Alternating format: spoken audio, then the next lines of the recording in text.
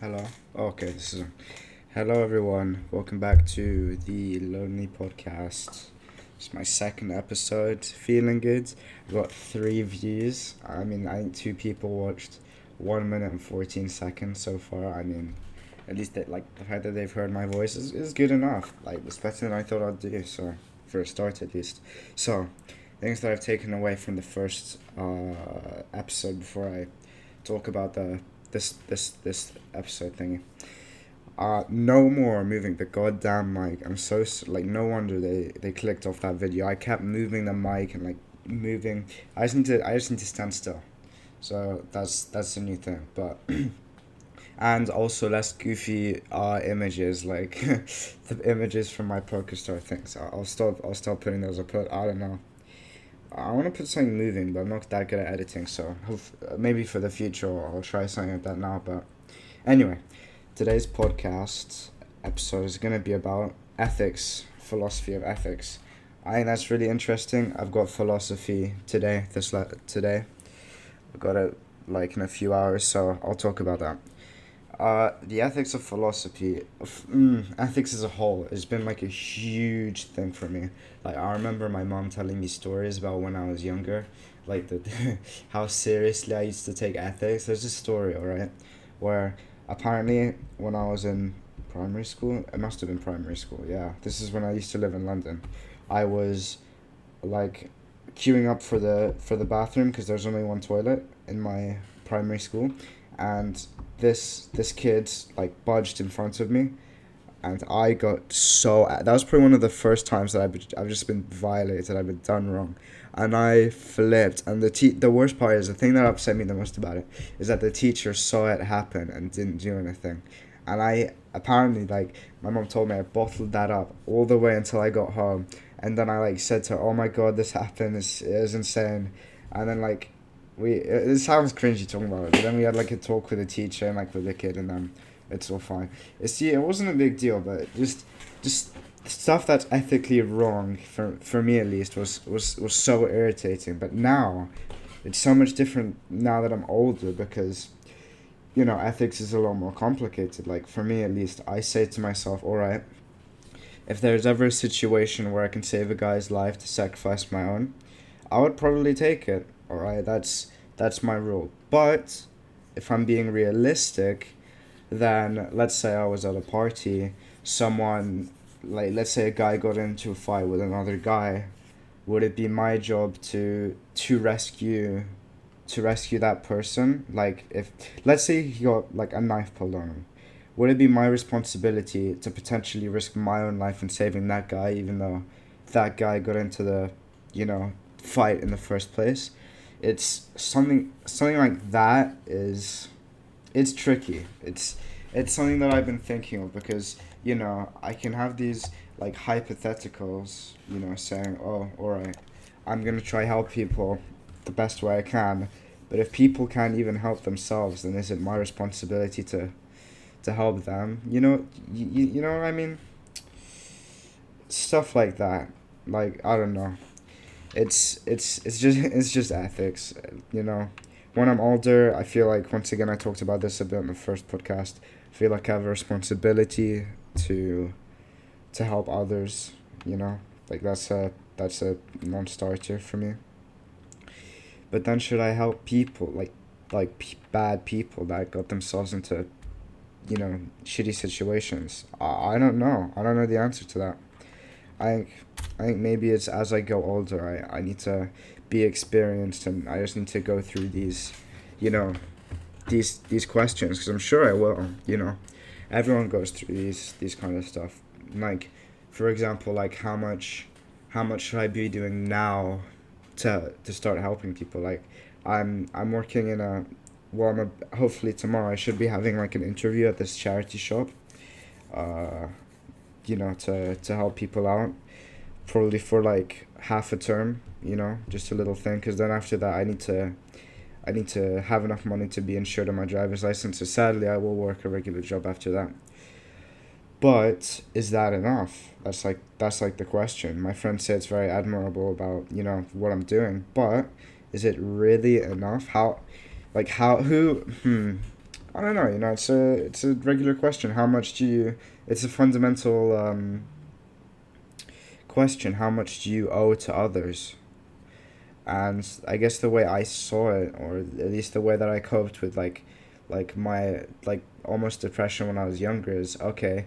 You owe how much you were given in the first place. Like for example, if I was if I was in the slums or something, if I was like really poor, I don't owe that much to other people because I need to get myself, I need to stand on 2 feet before I help others.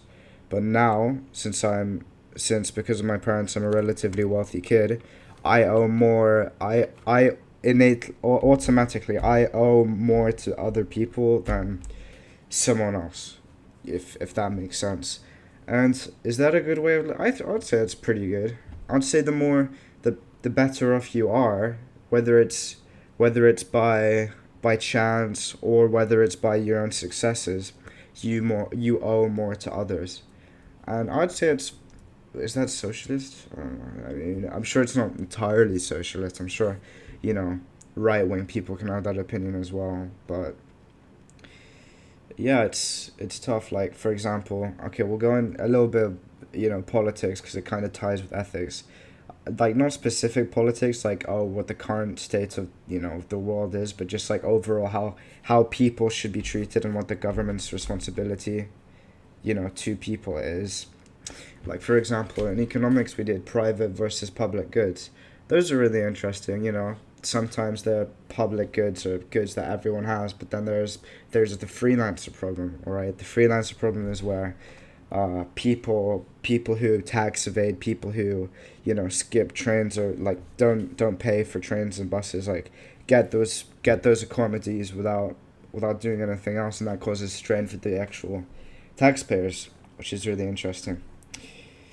It's just all of that stuff. It's so complicated on how you deal with that, and if let's say all right, let's say any country decided to be more, let's say a wealthy country, let's say America or Britain or whatever, they say, you know what, no, we're gonna tax the rich slightly, like a lot more than we do now, all right?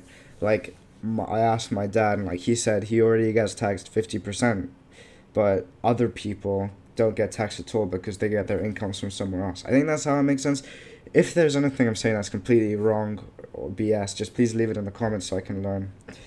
But I'm pretty sure it's ta- income tax is based on so many other variables apart from how, instead of just how much money you get paid and which country you live in, because yeah, it's just a lot more complicated.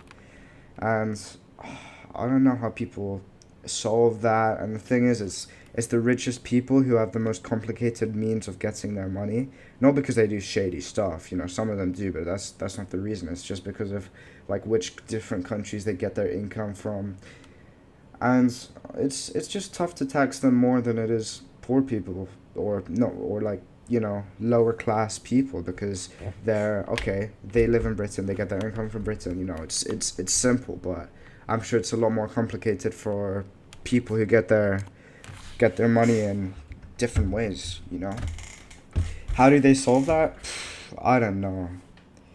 That's something I'm gonna need to learn about.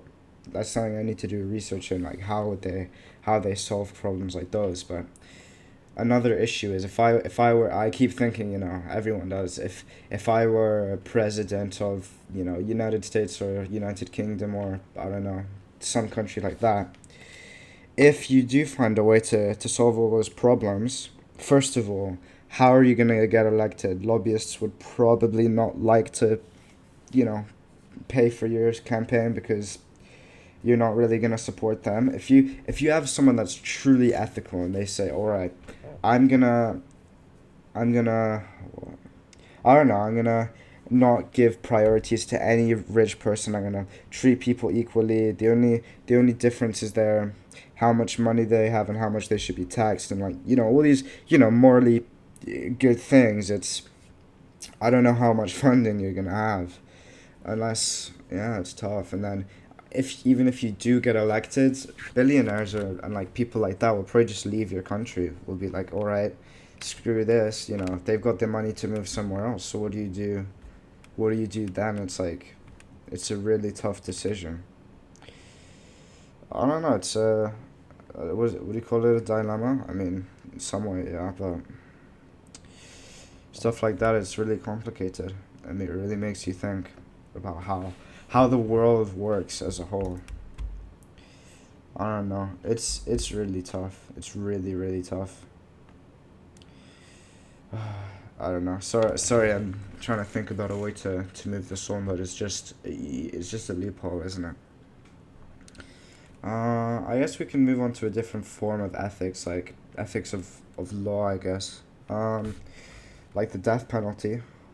Would I be okay if Britain had a death penalty? Ooh, I don't know. See, my mom's like says no, no death penalty, like whatsoever. My dad's a bit more lenient towards the death penalty because in his mind he's thinking, all right, why do we have to pay for murderers and serial killers to live in cells when we did nothing wrong? Like they're benefiting off. Is it a form of freelance? Kind of, not maybe, but you see my point. It's like, why do we have to pay for criminals? And my mom says no, absolutely not. If we kill people that have killed others, then we're just as bad as them. Why do we decide, like, how do we, like, why do we get to decide what their fates are? And it's just, I don't know what my view is. My view, until like I've heard like a lot more different perspectives, has been, all right, if someone kills someone, then they go to prison, life sentence, all of that stuff. Now, if they kill two people, then they deserve the death penalty. But then it's so much more complicated than that, and it's not as trivial as I make it seem, because let's say someone was drunk and they drunk driving and they ran over two people. All right. Does that mean they deserve the death penalty? But at the same time, the whole point I'm trying to make is that if they get their second chance. You see what I mean? There's so many variables, and it's just, I mean, I guess that's why there's a court and a jury and a judge to make sure that, you know, there's specific instances of breaking the law is judged specifically, if that if that makes sense. It's not just, okay, we're gonna read a list of laws that you violated, we'll see what happens then. It's, oh, were you influenced by other people, were you, all of these factors. I think that's a very good thing. The justice system seems right, but it's just that specific question of the death penalty. It's like, you know, and I still don't know the answer to that. I still feel like if someone's a rabid serial killer, then they probably should deserve the death penalty. And then there's another, even further than that. There's another, what's it called? There's another, what's it called? Dimension to all of this uh, what was it? Is the death penalty worse or better off than spending your whole life in prison? You see my point? I mean, some people kill themselves in prison. Like that's it. But yeah, I don't know the answer to that. And then I guess that trickles down to what you believe in. Like, for example, my mom believes that because he believes that because, sorry, she believes that everyone will be judged when they die by God.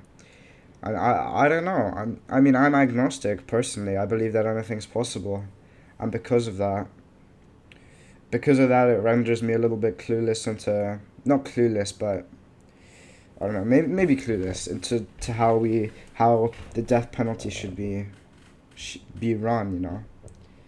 It's really tough. It's really tough. You know, in the comments for my three, maybe even four viewers, five if we're lucky. You guys can debate about it in the comments. Well, I just don't know.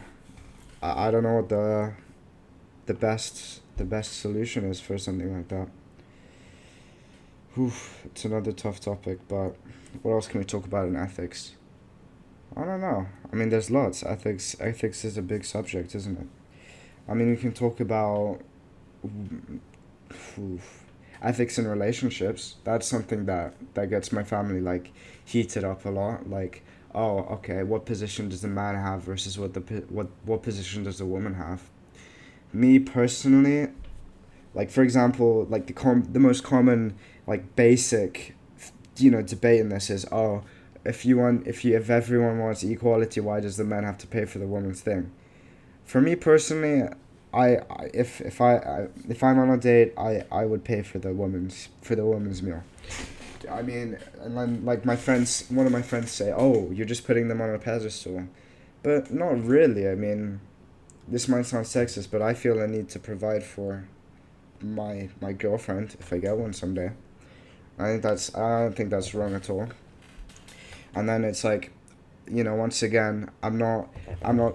If I say, oh, I would die for my girlfriend, I would protect her. Like even if she's better trained, I'd protect her. Stuff like that. It's not me being saying, oh, because I'm a man, I need to do this. It's, oh, okay. If it was anyone, I'd probably save their life, especially if I know they're a good enough person for me to date. It's no matter what skill set they have, it's like the likelihood is I would want to protect them, and like if God forbid something happens to my girlfriend, if she protects me, I couldn't live with myself. So it's either protect her with the outcome of me, you know, like either maybe dying, but at least I can't bear the thought of her trying to risk her life for me. You know what I mean? And I'd probably say that with any of my friends as well, whether they're guys or girls. So yeah, I guess that's that. But stuff like that. And what else can you talk about in relationships? I don't know. We won't talk about like super touchy subjects like just yet, because I feel like it's I don't want to talk about, I don't know, something like consent like on the second episode of the podcast. I think it's a bit much. But yeah, I just feel, I don't know. I guess generosity makes the world go round. Ooh, another really interesting thing, and another thing that my friends and I debate for is, what's it called? An eye for an eye. That's a really interesting interesting thing. Gandhi said, "An eye for an eye makes the world, what's it like, get destroyed or something." And then I'm like, huh, I guess so. I guess if, but, I don't know. There always needs to be a bigger person in an argument, doesn't there? It's hard for someone to just, I don't know. It goes down to like innate human psychology and all these complicated aspects of how you should be the bigger virtuous person. It's really hard. I think that comes from like lots of practice. I don't I don't think, and the reason why I say that it's down to human psychology is because I don't think that pure logic can help you change your closed mindedness or open mindedness, or being a quote unquote big person and everything. I think it comes from experience and how wise you can be. Like me personally, I know that, well, I'm assuming, unless something bad happens that makes me extremely bitter, but I doubt it. I'm gonna assume that I'll always be a bigger person in a few years from now than I am now, just because of my lack of experience. Like, let's say someone does something annoying like that annoys me, I'm gonna argue with them. I'm a very argumentative person, and I feel like when I'm older, I'll probably stop that. And it's not because I think that arguing, like being more aggressive, will make me a better person now, but it's just because I don't have enough experience to say, all right, just take the high road on this one. It doesn't matter all that much. I think your youthfulness just doesn't maybe just doesn't allow it. And obviously there are anomalies in that, and some people that are younger can be a lot more mature than someone that's older. But I just think that's through, you know, what's it called? Experience. There are a few things like that. Like the human psychology has a huge effect on your moral stance to things. If you were traumatized as a kid, if all these different factors, you're just general genetics. It's really tough to say. I think that's probably one of the most interesting things about ethics, right? How much of your ethics is down to you being a human, and how much of it is down to knowledge. How much is down to it knowing, okay, I've read this and it clearly says that if I don't kill this person, I'll be better off in my life. You know what I mean? There's another little thing that I made up saying, I don't know if this is right. I'm still deciding because it's a bit of a serious statement, and I'm not gonna say I follow it, but it's just something to think about. You could say you do whatever you want in your life, whatever you want, but you always must accept the consequences. So, if we dissect that statement that I just made, let's say I do whatever I want. Let's say I want to kill a guy. All right, this guy has really annoyed me. I want to kill him. All right, that's it. So I go and kill him. All right. Now I have the consequence of the police showing up and the disappointment on my parents. See, there's so many negatives, and obviously because I'm not a killer. The guilt of killing that person in the first place would haunt me. So I guess in that circumstance, the reason why right now to this in this very second I haven't gone and killed someone is because I know that the benefits complete no the cost completely by almost 100% outweigh the costs, right? So it's just but then it comes down to once again human psychology. All right, Waleed, but people don't have sometimes people don't have the ability to see in the future that far ahead. Let's say you're drunk and you're mad at someone and you start beating him up. That's not good, but being drunk makes you cut off that ability to think ahead. That's why alcohol is so good, but that's why alcohol is so bad at the same time. Do you see my point? So, I mean, I guess it's my example wasn't incredible because I'm saying that you're under the influence, but even if you're not under the influence, people still sometimes have a hard time seeing things in the future just because of pure rage and anger, right? It's tough. It's how we balance logic with being a human. And you could say, yeah, but our logic stems from being a human in the first place. And you could say, yeah, but then once again, I mean, we created things like math. Well, we didn't create math, but we formed the idea of math. And I don't know how much math can really apply to human biology. Actually, with that being said, people say that it does apply to human biology a lot, based on the people we're attracted to, how symmetrical their face is, based on the environment we lived in. Really fun fact, and I think this is so interesting, the fact that people who live in like colorless apartments, like closed off, like where you just see a bunch of apartments that have no color, no nature, no nothing, they get just generally a lot more depressed than people who live in woods and forests with nature. It just goes to show how animalistic we are, in the sense that we need that irrational feeling of being one with nature in a kind of way. And I honestly, I'm not much of a nature person. I'm not like, I hate camping and all of that. But just knowing that I live in the countryside and I get to see these trees and everything, it makes me appreciate the fact that I live here and not somewhere else, just because I know that my psychology, no matter what's going on in my life, would be slightly worse. You know what I mean? So, I guess in that aspect, math in terms of color proportions and symmetry and things like that, and then there's OCD, which every kind of illness I'd say is a somewhat of a spectrum. So, how much numbers affect how your brain works and your paranoia and things like that.